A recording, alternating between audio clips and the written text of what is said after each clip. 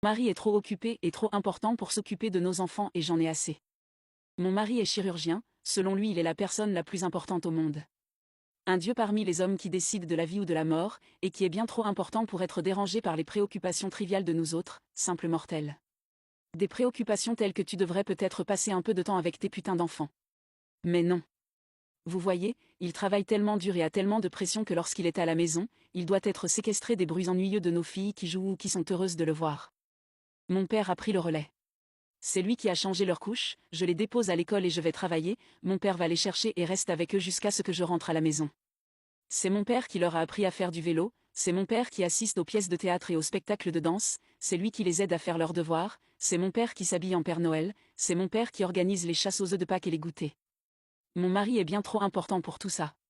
Et malgré le fait que mon mari ne s'intéresse absolument pas à nos enfants, il est toujours furieux que les enfants soient plus proches de mon père que de lui. Mon père a donc des difficultés financières. Nous avons les moyens de l'aider, mais mon mari ne veut pas le faire. Il préfère voir mon père déménager à l'autre bout du pays et l'éloigner de la vie de nos enfants. J'ai osé dire ce que je pensais et il est allé sur Reddit pour se plaindre. Eh bien maintenant je suis là aussi mon cher. Si tu veux te plaindre de notre mariage sur Reddit, je peux le faire aussi. Partie 2. Il est passé hier pour prendre quelques affaires et nous nous sommes disputés. Les filles étaient sorties avec mon père parce que je savais qu'il y aurait une bagarre, et je ne voulais pas qu'elles soient là pour ça. Il a dit des choses horribles, sur moi, sur mon père, et sur les filles. Après son départ, j'ai parlé à ma mère. Nous avons une relation difficile, mais s'il y a une personne que je veux avoir de mon côté au moment du divorce, c'est bien elle. Le divorce est en cours. J'ai vu un avocat que ma mère m'a recommandé aujourd'hui. Je suis vraiment très contente d'avoir fait ce contrat prénuptial que ma mère voulait quand nous nous sommes mariés. Pour l'instant je ne parlerai pas à mon ex-mari, mon avocat parle à ma place. Je suis épuisée. Merci à tous pour votre soutien. Je ne suis plus en colère, j'ai juste le cœur brisé, nos filles méritent mieux que ça. Je voulais juste avoir une famille et une belle maison. Maintenant je suis en train de divorcer comme mes parents. J'ai essayé si fort de garder tout ça ensemble pour ne pas en arriver là. Mais j'ai échoué. Partie 3, commentaire laissé sur le post du mari. Je n'en peux plus.